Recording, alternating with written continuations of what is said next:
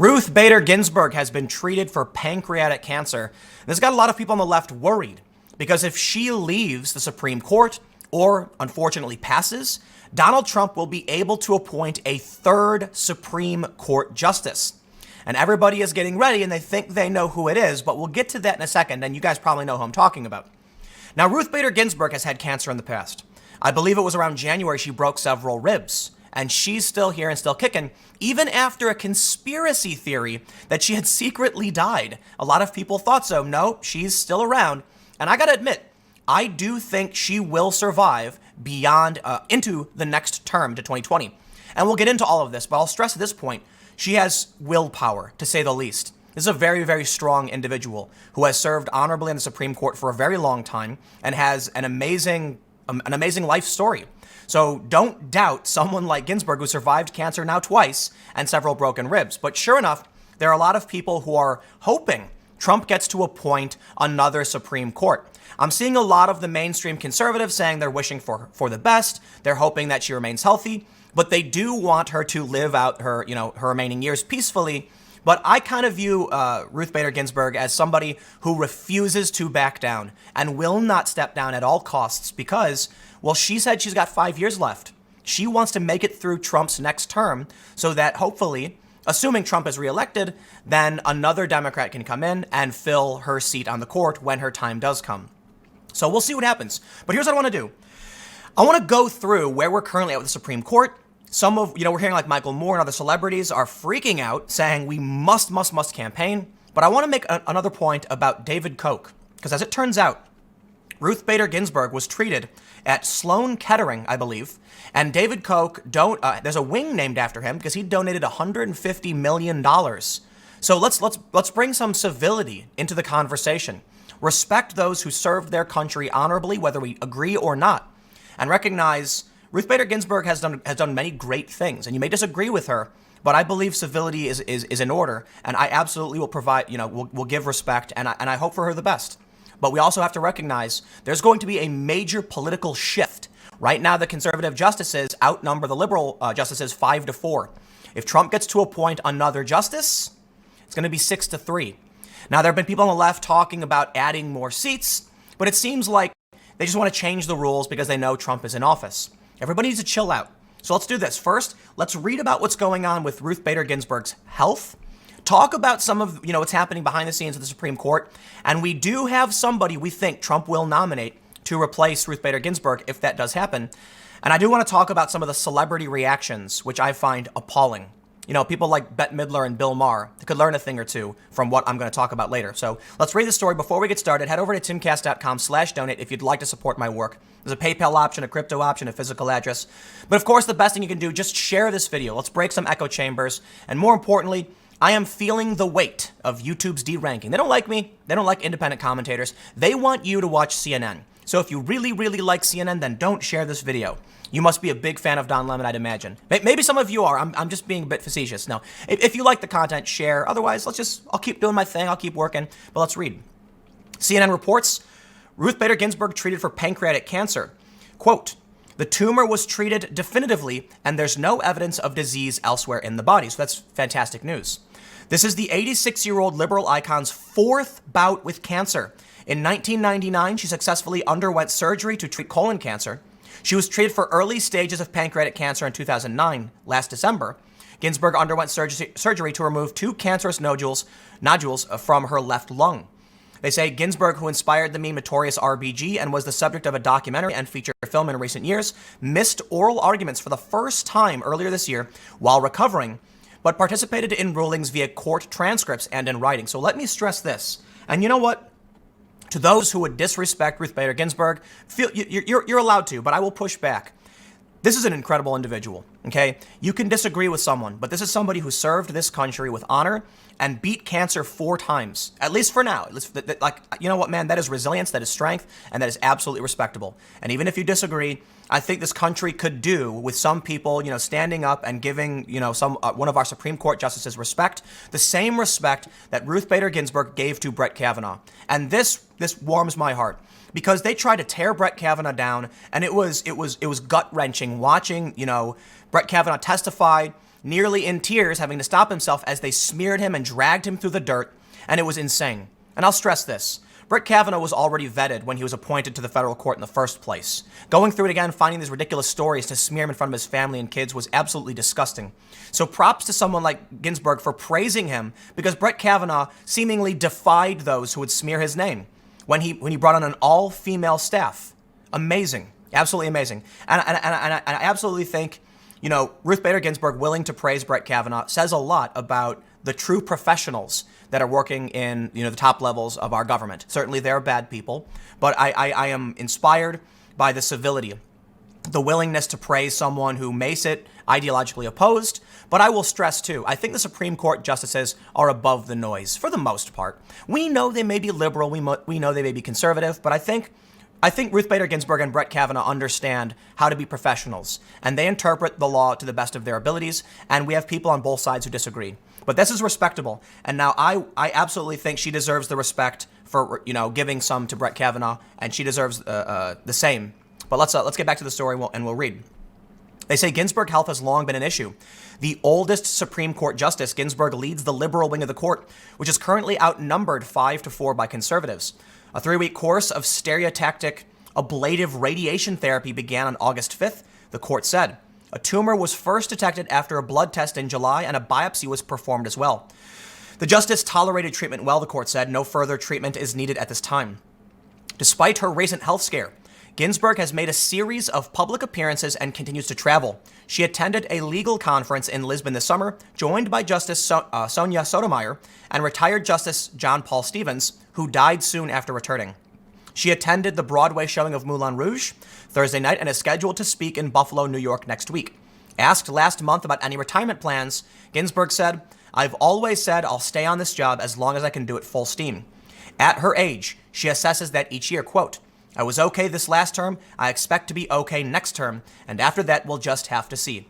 I gotta say, I'm willing to bet Ruth Bader Ginsburg can make it for several more years. I believe willpower is one of the most important factors in whether or not someone survives things like this. And she definitely seems like somebody who has a history of willpower, to say the least. Again, you can disagree with her, but you can't deny that this is one of the greatest individuals our country has seen. I know a lot of people might get mad. They might say, she's had bad rulings and all that stuff. But listen, people want to point the finger at Trump and accuse him of being the worst of the worst. I'll hear your criticism and I understand. But you can't deny that Trump has accomplished something and that he's an imposing figure. He has made accomplishments, and so has she. And I think respect and civility is definitely needed here. But we do have some celebrity reactions. Michael Moore goes ballistic over RBG cancer scare, work nonstop. Michael Moore tweeted, "First thought, she was seen at the Yiddish version of Fiddler on the Roof in NYC last week. She's going to be fine. Second thought, holy mother F RBG, everybody right this second, join a movement, campaign, grassroots group, whatever, and work nonstop between right now and November 2020. I'll stress this. One of the biggest mistakes the Trump supporters can make right now is the assumption that Trump will win. And I mean it. And I have no problem saying I think he will. And I've shown the polls and I've talked about the economy and all that.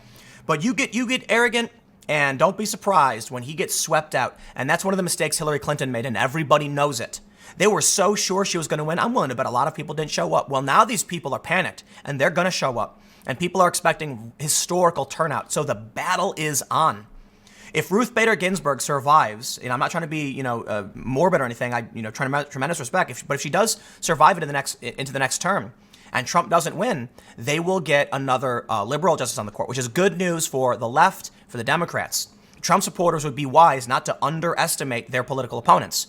Well, I certainly don't think the Democrats have anything strong, But check this out. Here's some more important information, because this question's been asked before. What happens if Ruth Bader Ginsburg remains too sick to work? Let's say that she gets to a point where she's out and she's on her deathbed, and they keep her alive just with, whatever, by any means necessary. Well, according to Politico, they say nothing will happen. History is full of Supreme Court justices who are incapacitated or worse. That's the price of life tenure, and it's worth paying. Well, I can't say I know for sure. I do believe it makes sense to have a limit, probably because you could be 90 years old and you might not have the ability to actually rule soundly on these decisions. Maybe a life appointment doesn't necessarily make sense. But far be it from me to tell anybody what they should or shouldn't be doing. There, people often make claims like, one of the criticisms was that Ezra Klein, the leftist from Vox, at one point said, yes, because of Ruth Bader Ginsburg, we must have lifetime appointments. And then later, because of Ruth Bader Ginsburg, I could be getting this wrong, said, no, we shouldn't. And the reason was they wanted to make sure they could get in a younger liberal justice before it was too late. And now because Trump won, they're panicking. Like, oh no. So their opinions changed. So I'm not going to tell you what you should or shouldn't believe, but the story is absolutely fascinating. Check this out. They say Justice Henry Baldwin remained on the court nearly a dozen years after his 1832 hospitalization for incurable lunacy. One of Justice Nathan Clifford's colleagues described him as a babbling idiot in the final years before his death in 1881. Justice Stephen Field in the mid-1890s and Justice Joseph McKenna in the early to mid-1920s each reportedly spent the end of their tenures in a haze. So it is entirely possible. They say mental decrepitude on the Supreme Court has continued into the modern era. And historian David Garrow has documented Frank Murphy, who served in the 1940s, was likely addicted to illegal drugs by the end of his tenure. And his biographer wrote that on at least one occasion with Murphy in absentia, his law clerk and fellow justices jointly decided what Murphy's votes should be. Justice Charles Whitaker teetered on the brink of nervous breakdown for much of his 5-year stint on the court in the late 1950s and early 1960s. Hugo Black stayed on for more than 2 years after his wife concluded in 1969 that his mentality had been impaired. So look, man, the U.S. has, there's more people. They say the history of cognitive decline on the high court teaches 2 lessons. First, there's a real risk of a substantial time lag between the onset of mental deterioration and a justice's retirement. But second, and as important, there is a risk that can be contained. No justice, no matter how deranged, can do serious doctrinal damage without the acquiescence of at least half of his colleagues. And when a justice is so utterly incapacitated that he's unable to break 4-4 ties, the court can continue to function with an even number of active members. They say originally the court had only 6 justices. During the Civil War, it had 10. And it has functioned fine with 8 members during prolonged vacancies. Indeed, there are notable virtues to having an even number of justices, one of them being that it takes more than a knife's edge majority to overturn a lower court decision or strike down a law nationwide. So, listen, I think we're looking at a third Trump appointee. I think it's fair to point out. Let's take a look at the Supreme Court. Right now, the 2 eldest members, we have Ruth Bader Ginsburg at 86 years old and Stephen Breyer. I've done a cursory search of some stories, and Stephen Breyer seems to be in good health. But Ruth Bader Ginsburg is a fighter. 4 bouts with cancer, broken ribs. She's fighting, and she's fighting hard. Next, after Breyer is Clarence Thomas, and he's 71, seems to be in good health. But it's important to keep in mind, the rest of the justices are in their 60s to 50s. Even Clarence Thomas is getting on in years, so everybody should be paying attention. And, we may be getting to a point where we're facing even 2 more appointees by Trump. Now, look, women typically live longer than men. So, you can go through the numbers and see that Ruth Bader Ginsburg and Stephen Breyer are above, I believe the average life expectancy is maybe in the 70s. Trump may appoint 4 justices, and we've talked about this before, because whenever there's a scare with Ruth Bader Ginsburg, we have this conversation. But let's jump straight to who is going to replace Ruth Bader Ginsburg. And this is a story from April. Who is Amy Coney Barrett, and what does she have to do with Ruth Bader Ginsburg? Well, she was apparently on a short list for potential nominees, and Trump chose Kavanaugh. And many people believe Amy Coney Barrett will be the right choice when Ruth Bader Ginsburg vacates her seat. Notably, one of the reasons, and I know it's going to be a kind of contentious for a lot of people on identity issues, but one of the reasons is that she's a female, and it would be an excellent political play to replace a female with another strong female. Certainly, Amy Coney Barrett has tremendous accolades behind her and a storied career just herself as a federal judge. So let's read a little bit of this story from April. Newsweek reports, Barrett, 47, a socially conservative Catholic who was appointed to the 7th U.S. Court of Appeals in 2017, has been floated as a potential pick for the Supreme Court. First, as a replacement for Anthony Kennedy, who retired last year, U.S. Circuit Court Judge Brett Kavanaugh took that seat. Barrett's name came into prominence once again amid ongoing speculation over whether Ginsburg would retire after she underwent surgery in December 2018 to remove 2 malignant growths from her lungs in her 3rd bout with cancer, now 4th. In January, Politico reported that the White House had reached out to conservative activist groups in preparation for Ginsburg's possible resignation, with Barrett once again named as a potential replacement for a retiring justice. Over the past weekend, Axios reignited speculation with a report citing unnamed sources who said President Donald Trump had said last year he planned on saving Barrett to replace Ginsburg, 86, with one commentator, political journalist Josh Groenveld, tweeting that if it comes to this, it would escalate the culture wars in the USA to a whole new level. And you better believe it. A 6-3 conservative court with a socially conservative Catholic. Conservatives are are pretty damn happy.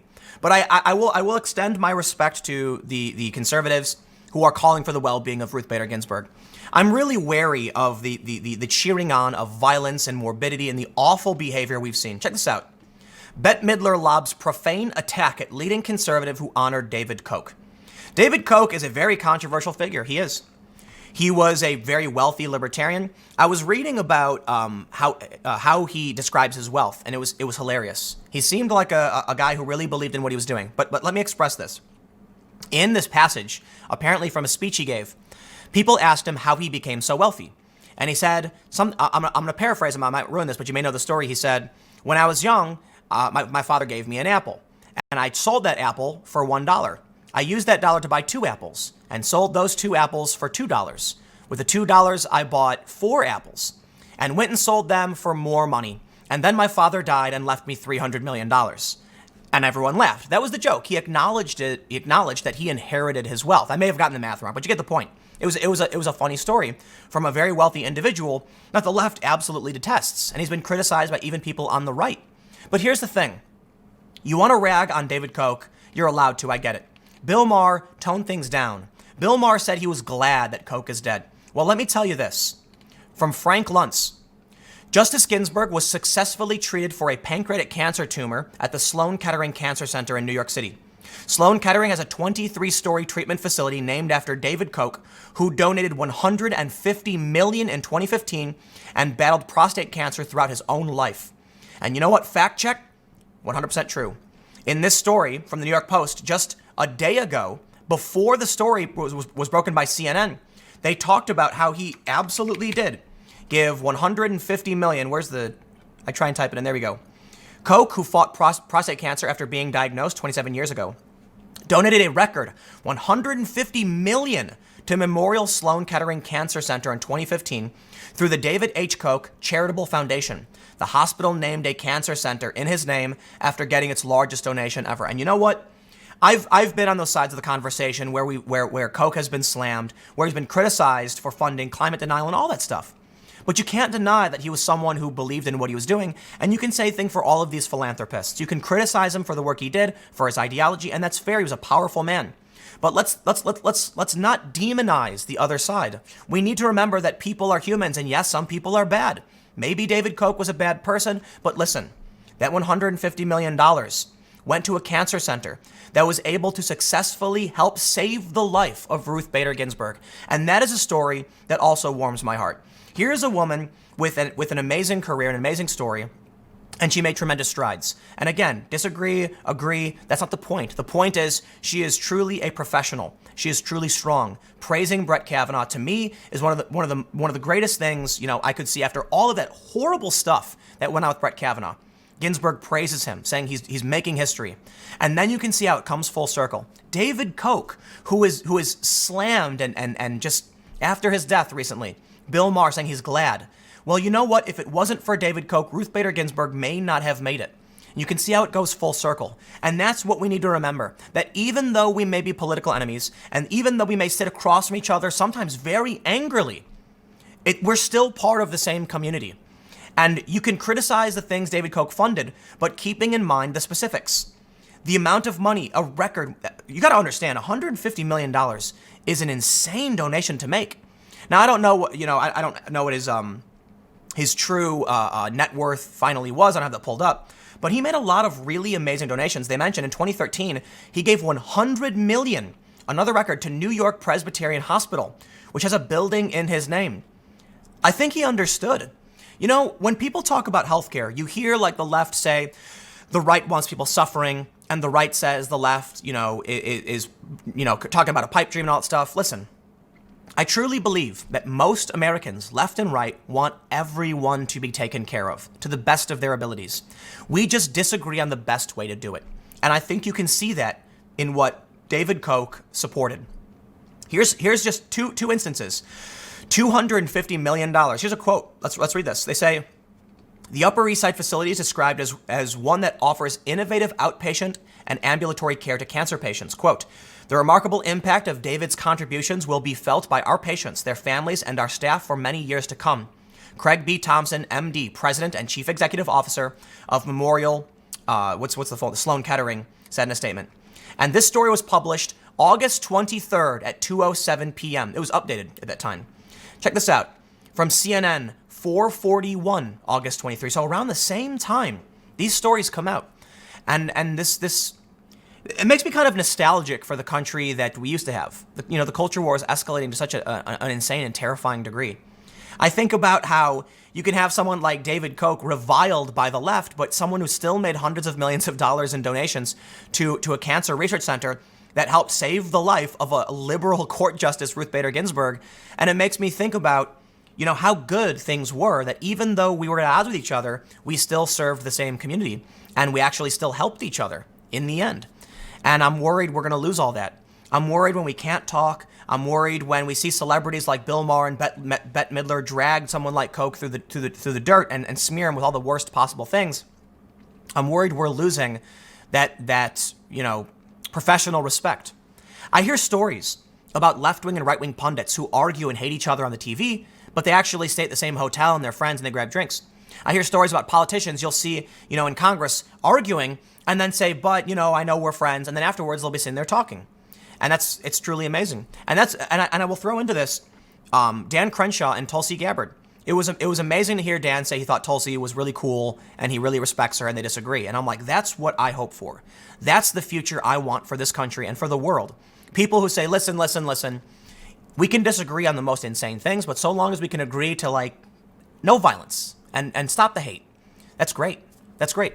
We'll have to figure some things out because some people don't like other ideas. Some people really believe that, like Bernie Sanders tweeted, we should lock up all of these oil executives. And it's like, you got to chill. We can come to a decision. We can figure things out. Sometimes it's impossible. It really is. And it scares me. Sometimes, we're getting to a point where people cannot rectify their differences. And that's when it's truly going to get scary. And that's why I long for I appreciate what this is. So here's what I hope for. To everybody who doesn't like Ruth Bader Ginsburg and really, really just doesn't like her, just remember what they said about David Koch. Remember what Bill Maher said about this guy. Tweeting out, what did he say? He and his brother have done more than anybody to fund climate science deniers for decades, so F him. The Amazon is burning up. I'm glad he's dead, and I hope the end was painful. Remember what they said about David Koch, a man who, for all his faults, donated hundreds of millions of dollars, and that money eventually turned around and helped save the life of Ruth Bader Ginsburg. That's what I wish.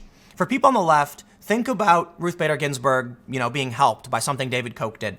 And for people on the right, think about the fact that what they said about David Koch and how you didn't like it. And I hope that everyone realizes that Justice Ginsburg deserves absolute respect for the perseverance, for her accomplishments. And though you may disagree, I believe she is someone of profound integrity, and I really do believe she will make it. I believe she might make it into the next term. That's where I'm leaning towards. She's incredibly strong, I gotta admit. Someone who survived cancer 4 times, broken ribs, impressive to say the least. So, feel free to be angry. Feel free to say opinions negatively about either people. I get it. I won't play that game. I believe that those who strive to do their best for our country deserve our respect. And somebody who's willing to turn that around and give that respect to somebody who is smeared is, you reap what you sow. And if you sow praise and respect for your colleagues, then I will return that as well. So anyway, I'll leave it there. Stick around. Next segment will be coming up at 6 p.m. youtube.com/TimCastNews, and I will see you all then.